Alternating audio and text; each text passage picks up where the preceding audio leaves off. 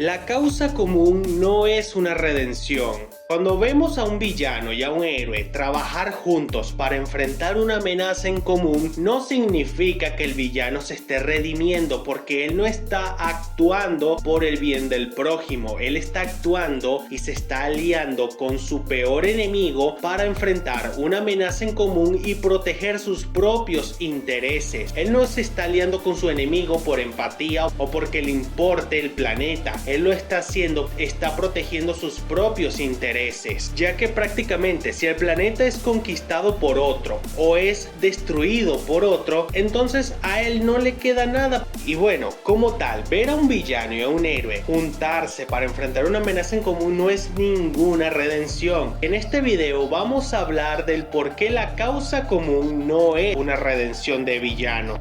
Punto número 1. ¿Por qué no es una redención? La razón del por qué la causa común no puede ser ninguna redención de villano: él no está protegiendo ni al mundo, ni a la sociedad, ni a las personas, ni a los civiles, o sea, nada. Él está actuando por puro egoísmo personal. Él no está actuando, él no está ayudando a su peor enemigo, a sus peores enemigos, con el único propósito de ser perdonado o querer cambiar su manera de ser. Él lo está haciendo para proteger sus propios intereses. Si el planeta es destruido, entonces sus intereses serán destruidos también. Un ejemplo de esto es el final de temporada de la Liga de la Justicia Ilimitada, donde el grupo de villanos liderados por Luthor se unen con la Liga para enfrentar a Darkseid y al ejército de Apocalipsis. O sea, los villanos están aliando con los héroes para proteger al planeta por una sencilla razón: el planeta Tierra es nuestro, y si alguien lo va a conquistar vamos a ser nosotros, no ellos, unos alienígenas de otro planeta. Los villanos están aliando con los héroes para proteger su planeta, porque ellos también viven ahí y no van a permitir que una amenaza exterior venga a destruir lo que ellos consideran que también es suyo, el planeta Tierra.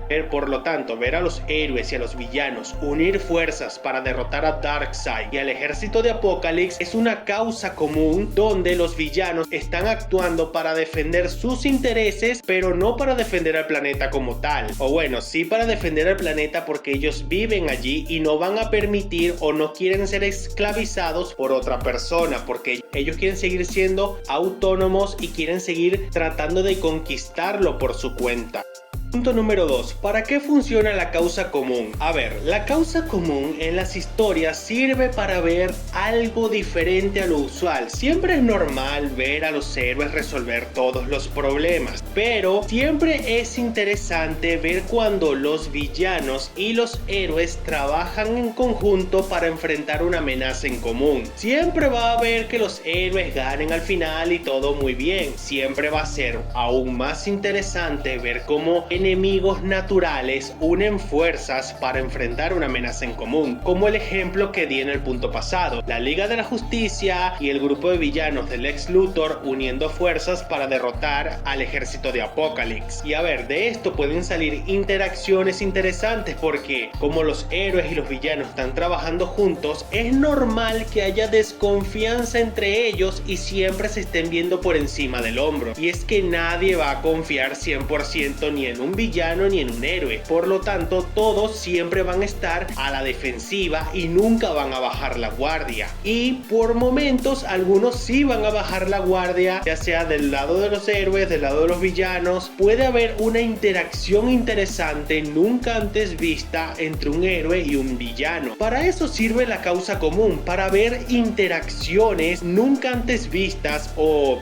ni siquiera pensadas entre dos personajes que son completamente opuestos. Ver esas interacciones entre enemigos mortales siempre va a ser interesante, además de que está el factor de no saber quién va a traicionar al otro primero. La incertidumbre es muy emocionante. Punto número 3. Ejemplos de causa común.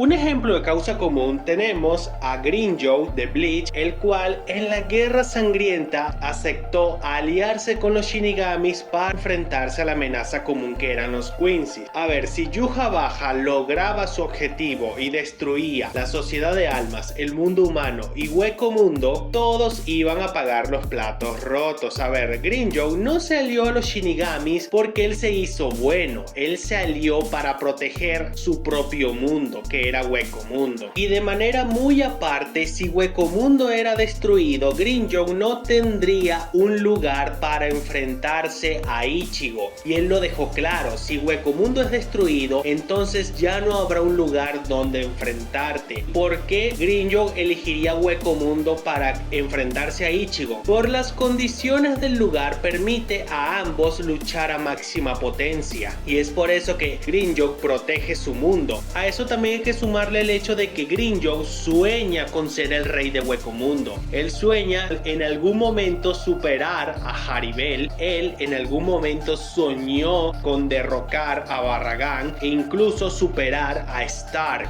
Grimmjow sueña con llegar a la supremacía del Hueco Mundo. Si Hueco Mundo es destruido por culpa de Yhwach y sus Quincy's, entonces todos sus esfuerzos, todos sus años aumentando su poder habrían sido en vano. Grimmjow hizo causa común con el grupo de Ichigo y los Shinigamis, proteger el equilibrio de los tres mundos, porque los tres mundos tienen que vivir en armonía para poder subsistir. No se puede eliminar un mundo porque se puede romper todo el equilibrio.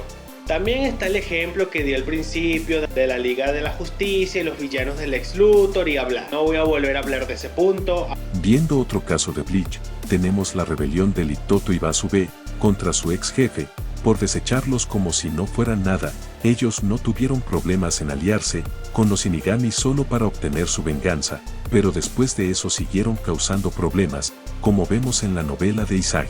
También tenemos el acuerdo entre Kyoraku y Aizen para enfrentar la amenaza de los Quincy's, utilizando la lógica del fin justifica los medios. En la guerra el honor no sirve para ganar. En Marvel también hay momentos donde los villanos unen fuerzas con los héroes, como por ejemplo, las múltiples veces en que el Profesor X y Magneto se alían por una amenaza en común, o como el Barón Zemo, en la segunda temporada de Los Vengadores, busca la ayuda de estos para enfrentar la ira de la Encantadora y el Verdugo, pero siempre teniendo como segundo plan atacar a los Vengadores al final. O ese capítulo increíble donde se quedan atrapados en la 42 y tienen que usar a los presos para resistir el ataque de Anilus y su ejército de la aniquilación de la zona negativa.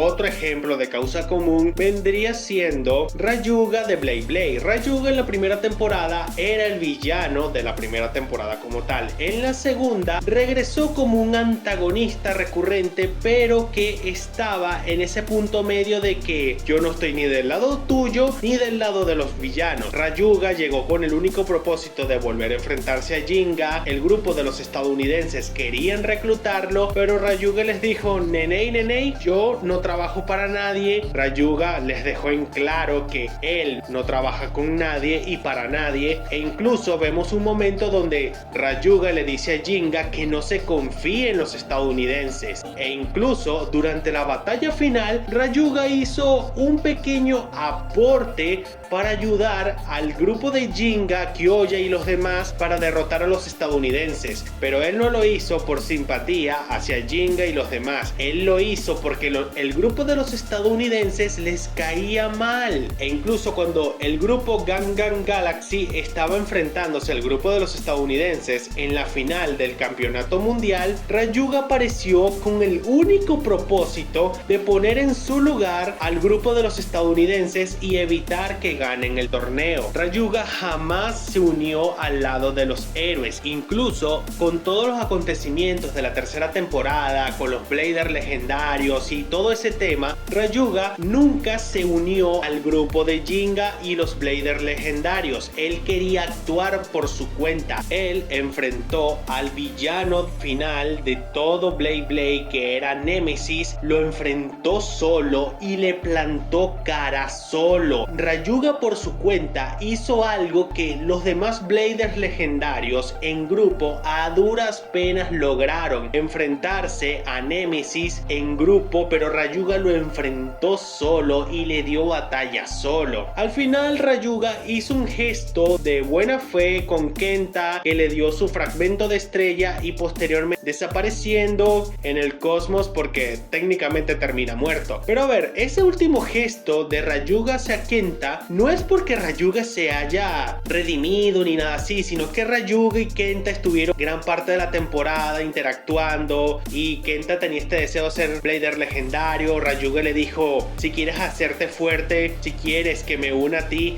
enfréntame y trata de derrotarme, no importa cómo, cuándo o a qué hora, atácame en cualquier momento que esté descuidado. Y bueno, eso fue más que todo para ver cómo evolucionó la relación entre estos dos, porque pasó de ser una relación de completa indiferencia al momento en que Rayuga reconoció la fuerza de Kenta. Rayuga le dio su fragmento de estrellas más que todo por dos cosas. La primera, Kenta se ganó su simpatía, y la segunda, Rayuga reconoció la fuerza de Kenta. Estos dos ejemplos de causa común de dos villanos que se aliaron con los héroes para enfrentar una amenaza en común no significa que ellos se hayan redimido al final. Grimmjow nunca se redimió de sus actos. Si él quisiera atacar la Sociedad de Almas después del hecho de la derrota de Yhwach, lo puede hacer porque esa es la naturaleza de Grimmjow. Si Rayuga no hubiese muerto al final de la tercera temporada de Blade Blade, él seguramente habría regresado para enfrentarse a Jinga y a su grupo otra vez. Muy bien, hasta aquí el video de hoy. Si te gustó, dale like, suscríbete, deja un comentario, recomiéndame qué clase de videos te gustaría ver y nos estaremos viendo en un próximo video.